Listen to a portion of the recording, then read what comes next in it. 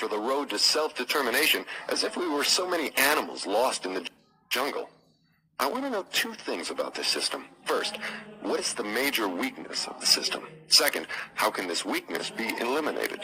The floor is yours again. Please, stick to the question and stop trying to decoy me into the discussion of deep abstract subjects. That's definite, is it not? You leave me no choice but that of direct answer. To begin with, the public school system approaches the subject of education from the wrong angle. The school system endeavors to teach children to memorize facts instead of teaching them how to use their own minds. Is that all that is wrong with the system? Oh no, that is only the beginning. Another major weakness of the school system is that it does not establish in the minds of children either the importance of definiteness of purpose, or make any attempt to teach youths how to be definite about anything. The major object of all schooling is to force the students to cram their memories with facts instead of teaching them how to organize and make practical use of facts. This cramming system centers the attention of students on the accumulation of credits, but overlooks the important question of how to use knowledge in the practical affairs of life.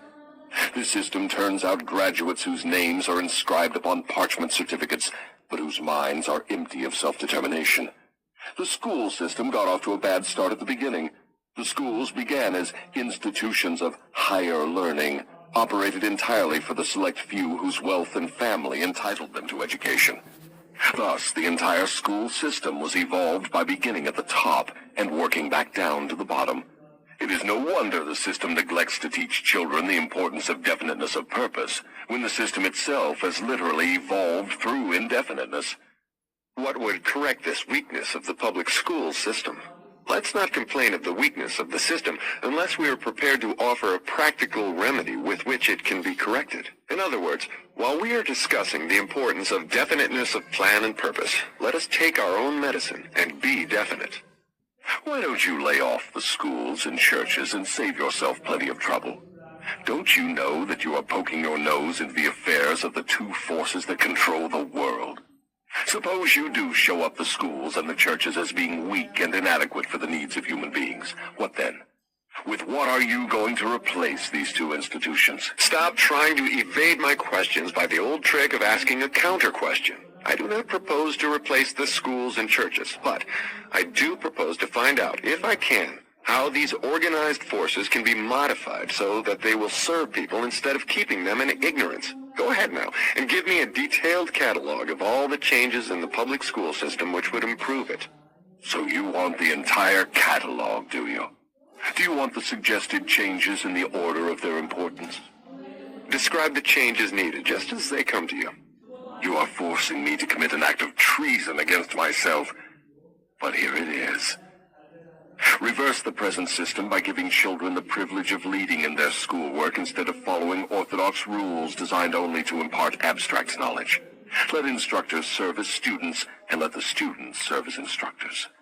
As far as possible, organize all schoolwork into definite methods through which the student can learn by doing, and direct the classwork so that every student engages in some form of practical labor connected with the daily problems of life. Ideas are the beginning of all human achievement. Teach all students how to recognize practical ideas that may be of benefit in helping them acquire whatever they demand of life. Teach the students how to budget and use time. And above all, teach the truth that time is the greatest asset available to human beings, and the cheapest. Teach the student the basic motives by which all people are influenced, and show how to use these motives in acquiring the necessities and the luxuries of life. Teach children what to eat, how much to eat, and what is the relationship between proper eating and sound health. Teach children the true nature and function of the emotion of sex. And above all, teach them that it can be transmuted into a driving force capable of lifting one to great heights of achievement. Teach children to be definite in all things, beginning with the choice of a definite major purpose in life.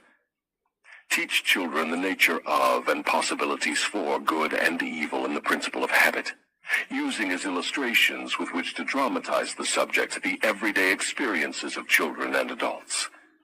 Teach children how habits become fixed through the laws of hypnotic rhythm, and influence them to adopt, while in the lower grades, habits that will lead to independent thought. Teach children the difference between temporary defeat and failure, and show them how to search for the seed of an equivalent advantage which comes with every circumstance of defeat. Teach children to express their own thoughts fearlessly and to accept or reject at will all ideas of others, reserving to themselves always the privilege of relying upon their own judgment. Teach children to reach decisions promptly and to change them, if at all, slowly and with reluctance, and never without a definite reason. Teach children that the human brain is the instrument with which one receives from the great storehouse of nature the energy which is specialized into definite thoughts, that the brain does not think, but serves as an instrument for the interpretation of stimuli which cause thought. Teach children the value of harmony in their own minds, and that this is attainable only through self-control. Teach children the nature and the value of self-control. Teach children that there is a law of increasing returns which can be and should be put into operation as a matter of habit, by rendering always more service and better service than is expected of them. Teach children the true nature of the Golden Rule, and above all show them that through the operation of this principle, everything they do to and for another, they also do to and for themselves. Teach children not to have opinions unless they are formed from facts, or beliefs which may reasonably be accepted as facts. Teach children that cigarettes, liquor, narcotics, and overindulgence in sex destroy the power of will and lead to the habit of drifting. Do not forbid these evils, just explain them. Teach children the danger of believing anything merely because their parents, religious instructors, or someone else says it is so. Teach children to face facts, whether they are pleasant or unpleasant, without resorting to subterfuge or offering alibis. Teach children to encourage the use of their sixth sense, through which ideas present themselves in their minds from unknown sources, and to examine all such ideas carefully. Teach children the full import of the law of compensation as it was interpreted by Ralph Waldo Emerson, and show them how the law works in the small, everyday affairs of life. Teach children that definiteness of purpose, backed by definite plans, persistently and continuously applied, is the most efficacious form of prayer available to human beings. Teach children that the space they occupy in the world is measured definitely by the quality and quantity of useful service they render the world. Teach children there is no problem which does not have an appropriate solution, and that the solution often may be found in the circumstance creating the problem. Teach children that their only real limitations are those which they set up or permit others to establish in their own minds. Teach them that man can achieve whatever man can conceive and believe.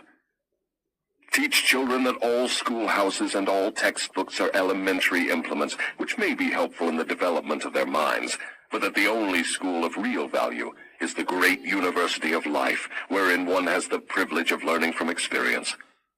Teach children to be true to themselves at all times, and since they cannot please everybody, therefore to do a good job of pleasing themselves. That is an imposing list, but it seems conspicuous by the fact it ignores practically every subject now taught in the public schools. Was that intended? Yes. You asked for a list of suggested changes in public school curricula which would benefit children. Well, that is what you got.